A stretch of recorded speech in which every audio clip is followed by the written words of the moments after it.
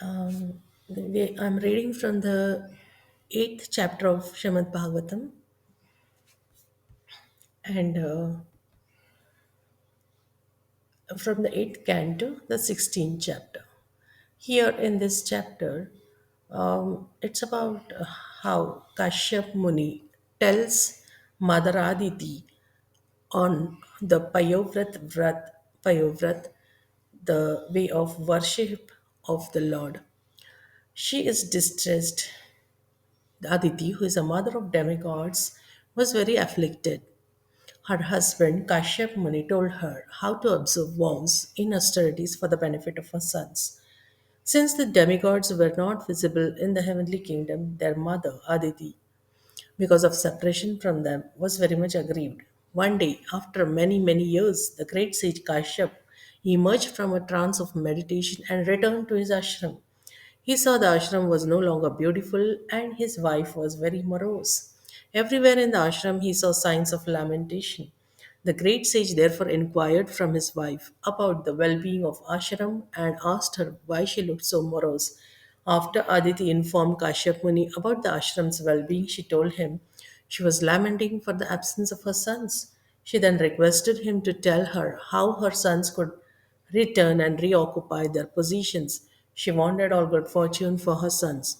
Moved by Aditi's request, Kashyap Muni instructed her in the philosophy of self realization, the difference between matter and spirit, and how to be unaffected by material laws. But when he saw Aditi was not satisfied, even after he had given these instructions, he advised her to worship Vasudev Janardhan. He assured her that only Lord Vasudev could satisfy her and fulfill all her desires. When Aditi then expressed her desire to worship Lord Vasudev, Prajapati Kashyap told her about a process of worship known as Payovrat, which is executed in 12 days. Lord Brahma had instructed him how to satisfy Lord Krishna by this process, and thus he advised his wife to observe this vow and its regulative principles. So,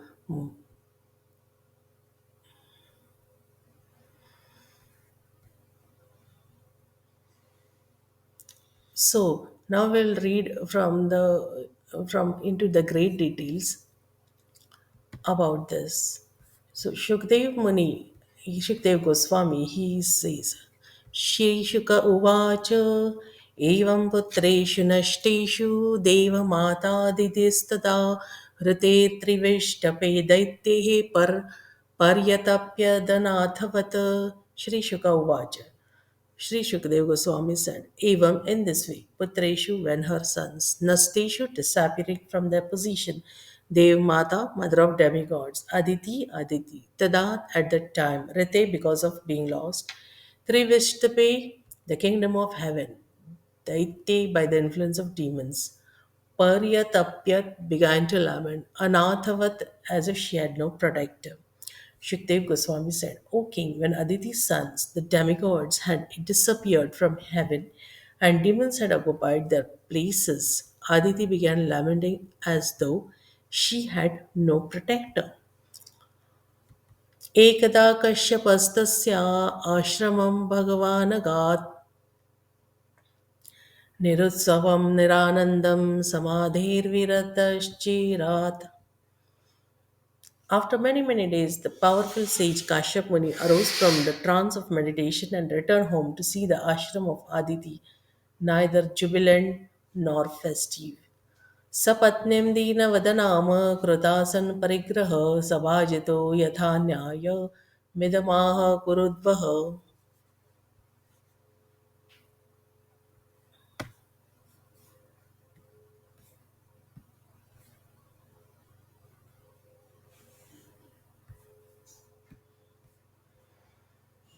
O best of the Kurus, when Kashyap Muni had been properly received and welcomed, he took his seat and then spoke as follows to his wife Aditi, who was very morose. Now, Aditi was in distress because she couldn't see her sons. And so, knowing this, the sage, he woke up from his trance and went straight to the ashram where Aditi was staying. Now, it is the duty of the wife to properly welcome, give a proper welcome to husband. So, Aditi, uh, so it's like when husband arrives, then just by the, gauging the the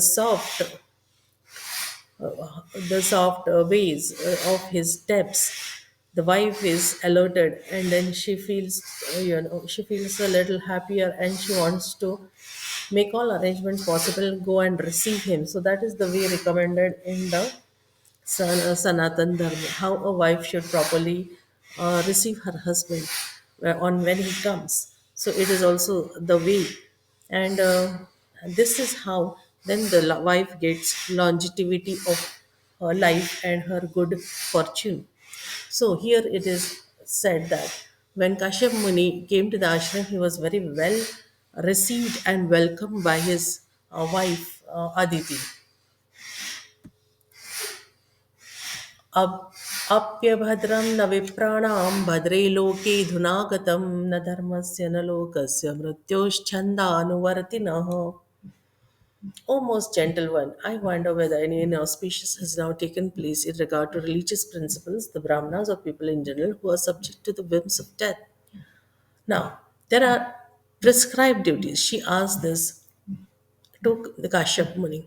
There are prescribed duties for all the inhabitants of this material world, especially for the Brahmanas, but also for the people in general, who are subject to the whims of death. Kashyap Muni wondered whether the regulatory principles which are meant for the well being of everyone had been disobeyed.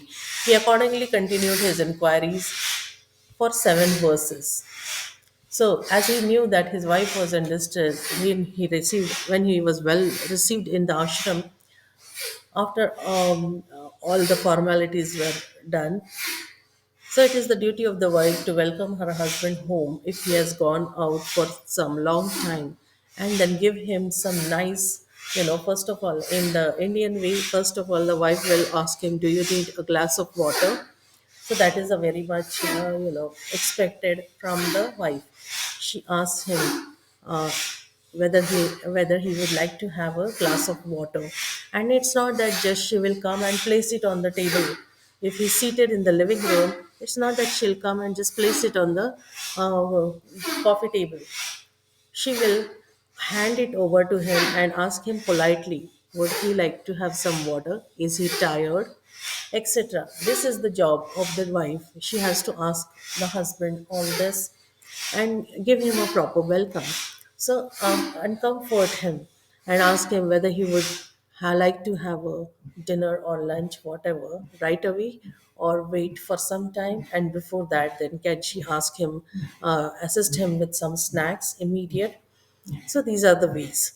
Otherwise, if he is quite tired, she may offer to, prepare warm water for his bath immediately. So such are the formalities the wife is expected to show to her. The wife is expected to show such respect to the husband. So after these formalities were over, अपि वा कुशलं किञ्चित् गृहेषु गृहमेधिनी धर्मस्यार्थस्य कामस्य यत्र योगो योगिम now. Oh, my wife, who are very much attached to household life. If the principle of religion, economic development, and satisfaction of senses are properly followed in household life, one's activities are as good as those of transcendentalists. I wonder whether there have been any discrepancies in following these principles. So, if a householder, grahasthashram, if the husband wife, they follow the regulatory principles properly, the principles of religion, the economic development, we are supposed to be, for the economic development, there are supposed to be cows are to be raised, and the food grains, etc., has to be grown in the farms. And not only that, for this and satisfaction of in this way, the satisfaction of the senses is properly followed in household life. So this activities take one to becoming a Krishna conscious family. So when you are properly doing all these regulatory principles, then having raising cows and rearing the cows for milk and various milk products, preparing milk products, and then cultivating good food grains crops in the farms. So, and then all the religious principles are properly followed, then one's activities are same as the transcendent bliss. So he asked if there were any discrepancies in following these principles. In this verse, Aditi has been addressed by Kashyap Muni as Griha Medini.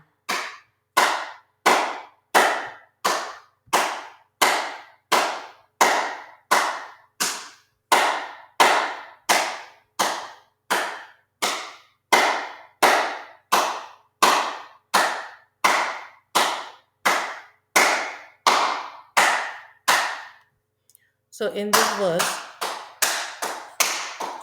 Kashyap.